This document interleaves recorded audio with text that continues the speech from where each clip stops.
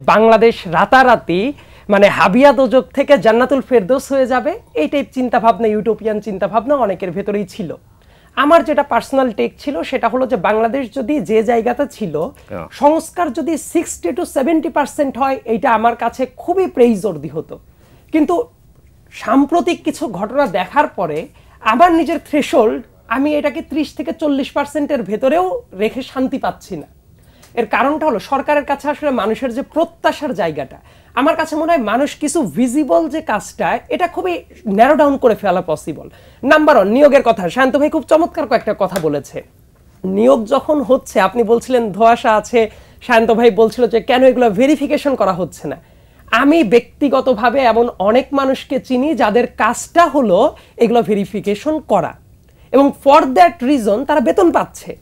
তাহলে একটা সময়ে যা হওয়ার হয়েছে, এখনো যখন নিয়োগ হচ্ছে, উপদেষ্টা নিয়োগ হচ্ছে বা অন্য সব নিয়োগ হচ্ছে, নিয়োগকর্তারা কি এই গণ অভ্যুত্থানের স্পিরিটটাকে ধারণ করতে পারছে? একটা গণ অভ্যুত্থান যখন ঘটে যায় মানুষ কিন্তু ঢাক ঢাক গুড় গুড় কর্মসূচি পছন্দ করে না। মানুষ, আমার কাছে মনে হয় এভারেজ মানুষের কথা যদি বলি, কয়েকটা জিনিস দেখলে তারা খুব খুশি হয়ে যেত।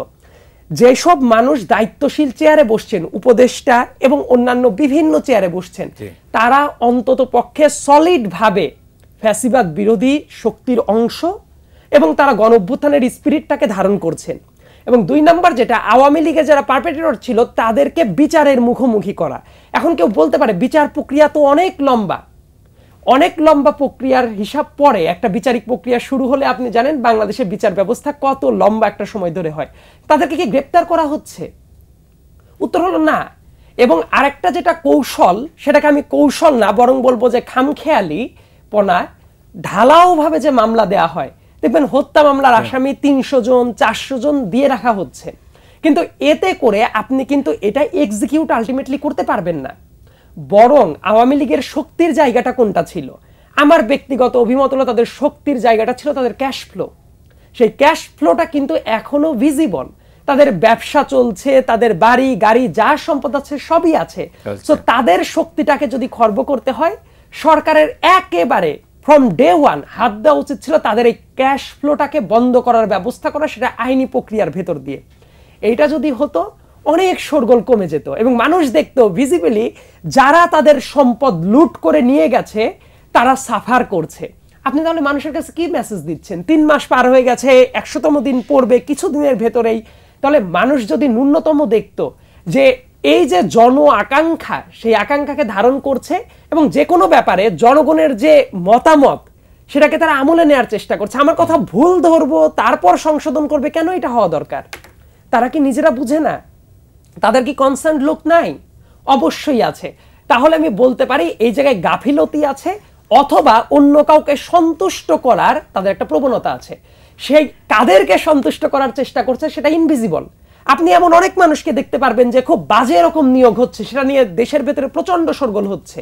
এমনকি ছাত্ররা কিন্তু নিজেরাও বলছে যে তারা এটা এক্সপেক্ট করে নাই, এটা কেন হলো। একজন সমন্বয়কের কথা আমি ক্লিয়ারলি বলি, হান্নান মাসুদ যে আছে সে বলেছে যখন ইউনূস সাহেব নিয়োগগুলা দিচ্ছিলেন প্রথমে তাদের সাথে কথা হয়েছিল যে যদি কোনো উপদেষ্টা বা অন্য কাউকে নিয়ে কথা ওঠে সেটা রিভাইজ করা হবে এবং তার পরবর্তীতে কোনো যদি নিয়োগ দেয়া হয় এই স্টেক হোল্ডারদের সাথে আলোচনা করা হবে। কিন্তু তারা নিজেরাই বলছে তাদের সাথে আলোচনা করা হয় নাই।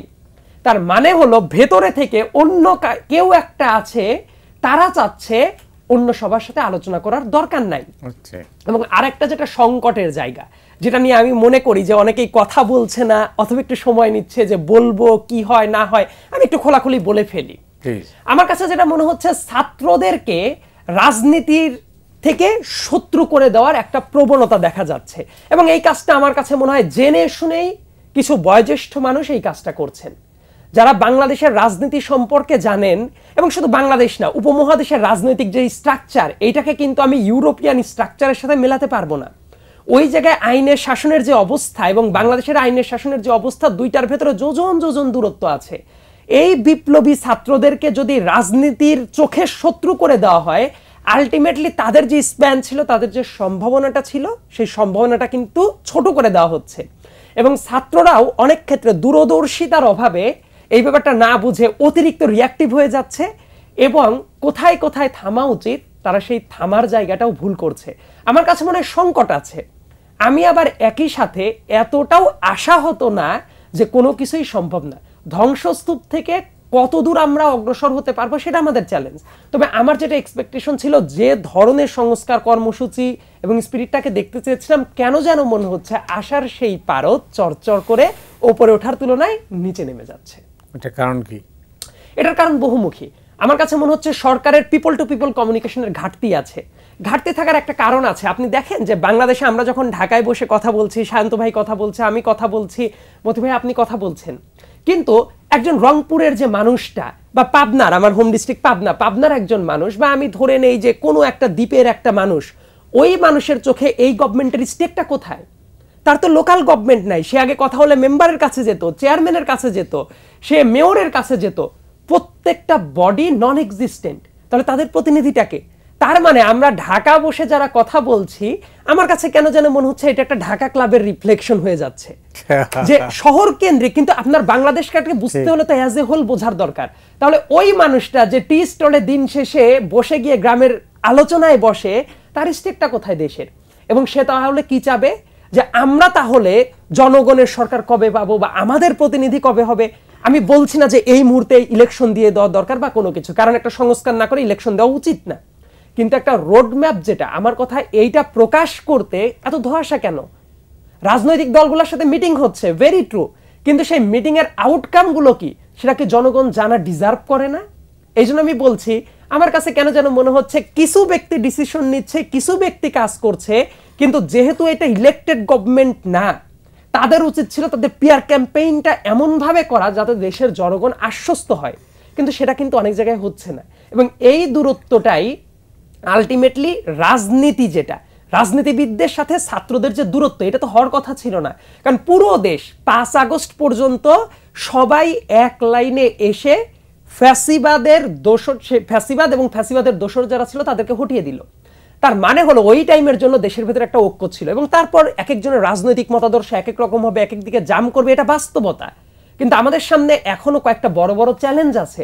সেই চ্যালেঞ্জটা উত্তরানোর আগেই যদি ছাত্র বনাম রাজনীতি দুইটা আলাদা হয়ে যায়, আমার কাছে কেন যেন মনে হচ্ছে এতে করে সামগ্রিক যে উন্নয়ন হওয়ার দরকার ছিল সেটা হবে না, বরং পারস্পরিক শত্রুতার জেরে দেখা যাবে বিশ্বাসযোগ্যতা নষ্ট হবে এবং তখন অস্থিরতাটা বাড়তে থাকবে। এবং এই জায়গার যারা সুযোগটা নিবে, বিভিন্ন ব্যবসায়িক গ্রুপ এবং বিভিন্ন ধান্দাবাজ গোষ্ঠী, যারা ওই যে আমি বলি তরকারির আলু, যে সব জেনারেশনেই, সব সময়েই, সব আমলেই নিরাপদে থাকে, এই মানুষগুলো কিন্তু তাদের শক্ত স্টেকটা নিয়ে নিবে। একটা সময় যায় সাধারণ মানুষ যারা রক্ত ঝরিয়েছে রাস্তায়, তারা মনে করবে বিপ্লব মানে এই গণ অভ্যুত্থানে তাদের যে স্টেক ছিল তারা পাচ্ছে না, তারা ব্যাপকভাবে চিটেড হবে।